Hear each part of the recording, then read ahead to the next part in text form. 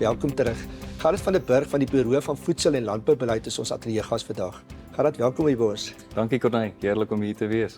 Gerrit, jy is direkteur by die BFAP groep, maar vertel ons eers inleidend wat presies doen jy? So dis 'n redelike komplekse stuk werk wat ons doen. Ons is 'n groep van 25 analiste en navorsers.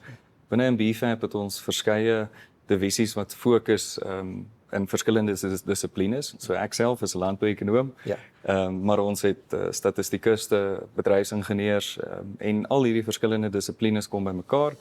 Ek self werk baie sterk aan die produksie-ekonomie kant en dan ook binne geïntegreerde waardekettinganalise. Ons het 'n stelsel ontwikkel omtrent so 10 jaar terug en ek is baie nou betrokke by dit en ons praat van spearhead eintlik baie van die innovasie wat moet gebeur binne in datastrukture en stelsels van landbou. Ja. So hoe bring jy die, kom ons sê die teorie en die data en analises meer na by die praktyk uit? Ons probeer dit baie prakties maak. Ons probeer dit vat van primêre produksievlak af tot by die finale besluitnemer en baie keer is dit eintlik die ketting wat hierdie gedeelte losmaak. Jy weet, dit is 'n gesprek meer as iets anders en vir ons is dit baie belangrik om dit nie net te praat nie, maar om dit te kan uitleef op grondvlak. En dis nou natuurlik waar ek ook inkom. 'n Kliënteboer, hoe gaan hy, wat se waarde gaan jy vir hom ontsluit of hoe gaan hy kan nutput uit wat jy doen? So mark, ek dink is seker die belangrikste gedeelte binne in hierdie hele ketting en van ons kant af is dit eintlik waar ons begin, is die markgedeelte. Begin daar, weet dat hierdie ding moet getrek word, jy kan dit nie stoot nie. En om dit te modelleer binne in 'n komplekse noem dit nou maar internasionale arena waarin landbou eintlik is, nee. Binne in hierdie waardekettinganalise wat ons doen en die stelsel wat ons hardloop, probeer ons juist fokus op dit en ek dink daar's soveel goeie voorbeelde hierso. Ek vat iets soos glas, jy weet, ons vervaardig glas, maar op 'n kol dan moet jy roumateriale invoer. As daai roumateriale ingevoer moet word, gaan die prys van daai botteltjie effektiewelik duurder word en weer eens aan die markkant, hoe beïnvloed dit die verbruiker? Want as ons praat van besteedbare inkomste, as daai besteedbare inkomste nie groei nie, het dit 'n geweldige impak op jou hele geleentheid wat jy het as 'n entrepreneur eintlik, as 'n nisboer.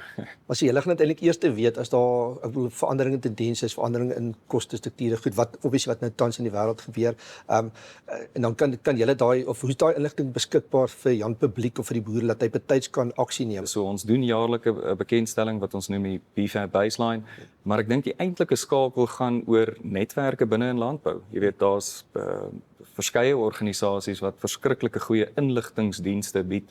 En ons groot werk is om ook weer inligting vir hulle te gee wat gebruik kan word ten voordeel van almal. Hoe kan jy dit saamvat dat ou wat kyk sê, okay, maar dankie tog vir julle en is daar 'n behoefte van julle kant tog van beter samewerking, hande vat waar ons kan met julle beter saamwerk of die publiek met julle beter saamwerk, of hoe sal jy dit wil saamvat?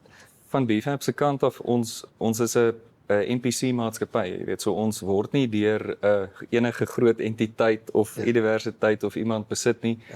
Die hart waarmee ons besigheid doen is vir landbou en die wyeer landbouketting, nie net in Suid-Afrika nie, maar in die res van Afrika, want landbou is die aar. Jy weet, dit is absoluut die aar en om meer saam te werk met, noem dit nou maar, privaat sektor, die publiek wat goeie inligting nodig het, akademici wat baie keer briljante werk doen, maar dit kom nie deur tot die primêre vlak wat dit moet gebruik nie. So ons groot fokus is om daai brug te bou, jy weet, en dit sal heerlik wees om as daar idees is en as daar stukke navorsing is wat nodig is. Ek dink dis baie keer wat ook ontbreek in Suid-Afrika, as daar's sulke goeie navorsers by universiteite, hulle weet net nie baie keer wat is die probleemstelling nie. Gerrit, ja, so kom alle goeie dinge tot 'n einde, maar baie dankie dat jy al daai kennis met ons kom deel het vandag. Dankie Corneille, dit was heerlik om hier by julle te wees.